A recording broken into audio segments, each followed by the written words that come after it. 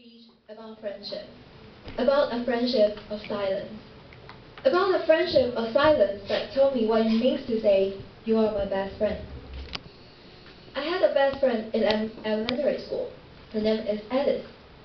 She was the most beautiful girl in the class, with delicate face, bright eyes, and dark black long hair. Her figure was rather small, much shorter than me at that time, and she liked to wear dresses with flowers and laces. Yes, just like the image of a princess. Alice and I became best friends right away when we got into the same class in the second grade, at the age of 8. Just like any other best friends, we shared our everyday lives.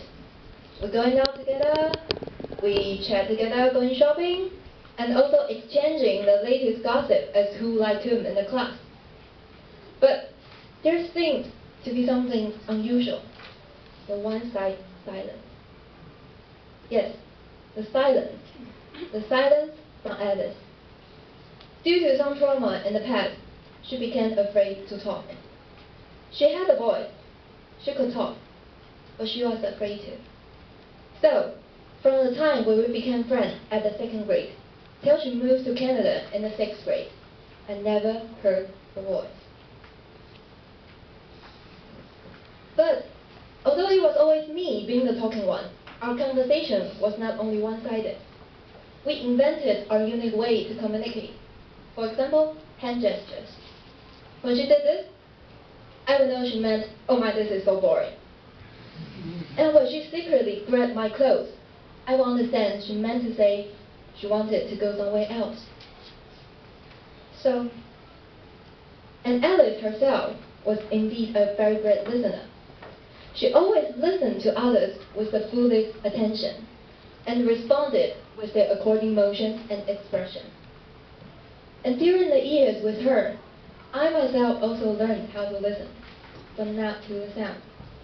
Instead, it was how to listen when there was no sound.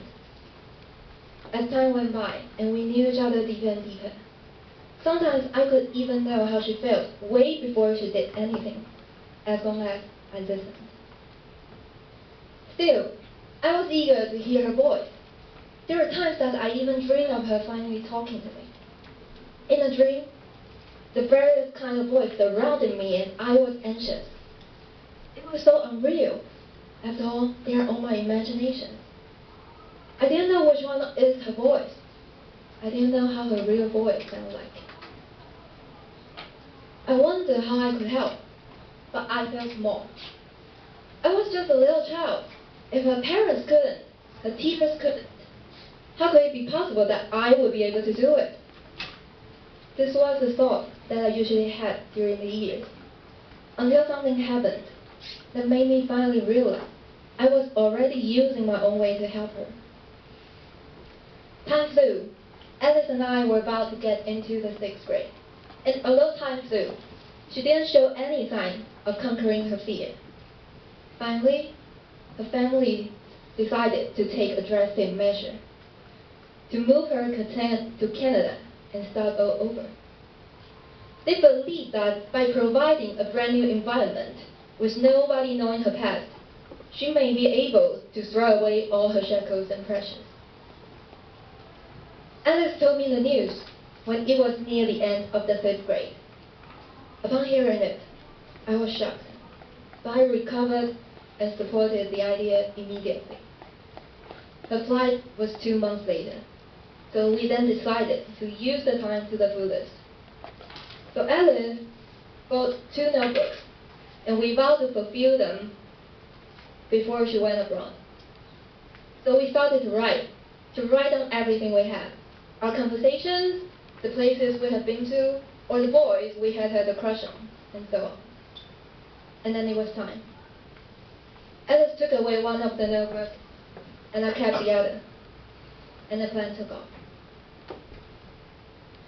To everyone's relief and joy, things went just like what Alice's parents had planned. Although it was hard to be separated from all the friends and her dad, at last she started to talk. I still remember deeply and profoundly the first time ever I heard her voice on the phone. The first time ever I heard her real voice. The feeling is hard to depict. I can only say it was familiar and far away at the same time. Fortunately, Alice's life started to get better and better. She made a lot of new friends, found an interest in art, and she became more and more active. During these years, we catch up on each other online once in a while, and hang out when she come back to Taiwan during vacation. And nearly 2 years ago, I even brought her to an extra meeting in NTUTN, and she fit in us just very well. I'm going to end my story here, just like what I had said. This is a friendship about silence that told me what it means to say, you are my best friend. I had this profound realization when Alice told me she was going abroad.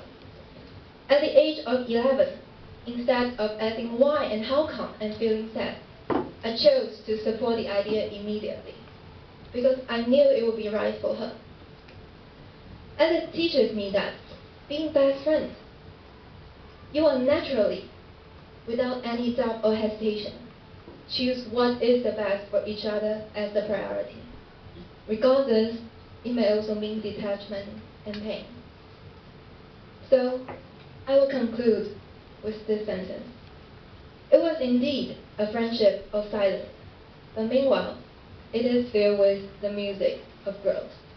Toastmasters, have a good evening.